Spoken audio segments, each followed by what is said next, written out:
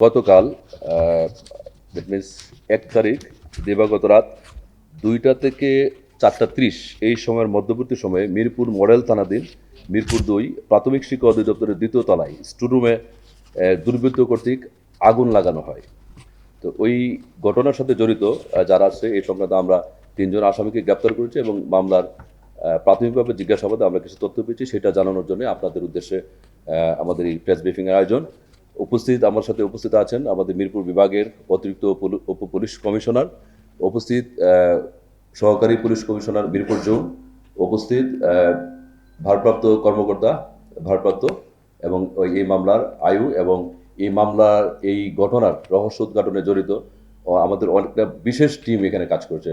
১০-১২ জন sub inspector সমন্বয়ে, তার মধ্যে একজন এখানে উপস্থিত আছেন মামুন মিয়া এসআই সহ আরও অন্যান্য জন এখানে উপস্থিত আছেন এবং সাংবাদিক ভাইরা আসসালামু আলাইকুম এবং শুভ সন্ধ্যা। আমি যেটা বলছিলাম যে ১ তারিখ দিবাগত রাতের ঘটনার পরপরই মূলত আমরা কাজ শুরু করি এবং আমরা দেখেছি এই ঘটনার সাথে এইটা উদ্ঘাটন করার জন্য আমাদের পাশাপাশি অন্যান্য সংস্থা ডিবি থেকে শুরু করে সিআইডি এবং পিবে তারাও কাজ শুরু করে। যেই স্টোররুমটা যেখানে অগ্নিসংযোগের ঘটনা ঘটে সেখানে ৭৩৫টা ল্যাপটপ ছিল, যেগুলা শিক্ষা অধিদপ্তর তারা মাঠ পর্যায়ে এটা বিতরণের জন্য এখানে রেখেছিল, ব্যান্ডের কাছ থেকে তারা সংগ্রহ করে এটা এখানে রেখেছিল এবং এই অগ্নিসংযোগের ফলে যেটা ঘটে আমরা দেখতে পাই ঘটনাস্থল ভিজিট করে যে এটা এখানে ৩৩টা ল্যাপটপ আংশিক ক্ষতিগ্রস্ত হয়, ২৯টি একটু বেশি মাত্রায় পুড়ে যায় এবং ১৪০টি ল্যাপটপ সম্পূর্ণ অবস্থায় পুড়ে যায় এবং ৪৫০টি ভালো চলে। এটা হলো ব্রেকডাউনটা ৭২৫টার মধ্যে এবং এর মধ্যে ৮৩টি ল্যাপটপ, ওই যে ৭২৫টির মধ্যে ৮৩টি ল্যাপটপের কোনো হদিশ আমরা এখনো পর্যন্ত পাইনি।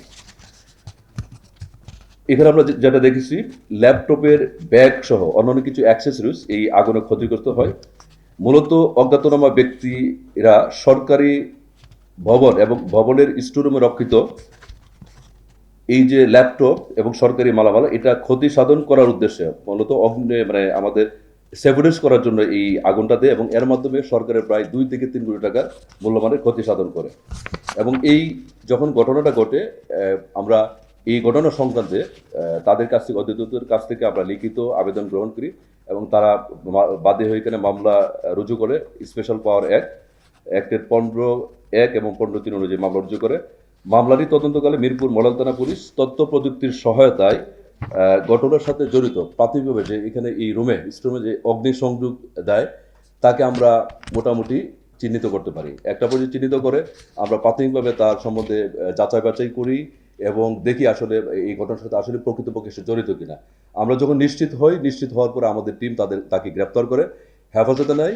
হেফাজতে নেওয়ার পর এটার কারণটা কি প্রাথমিকভাবে জিজ্ঞাসাবাদ করে সে তখন জানায় এবং এই ঘটনার সাথে আরও কারা কারা জড়িত এই বিষয়টাও সে জানায় এবং এই ঘটনার সাথে জড়িত সে ব্যতীত আরও ৩ জনের নাম প্রাথমিকভাবে আমাদের জানায় এবং ৩ জনের নাম নিয়ে আমরা তাদেরকে চিহ্নিত করে এর মধ্যে ২ জনকে আমরা ইতিমধ্যে গ্রেপ্তার করেছি।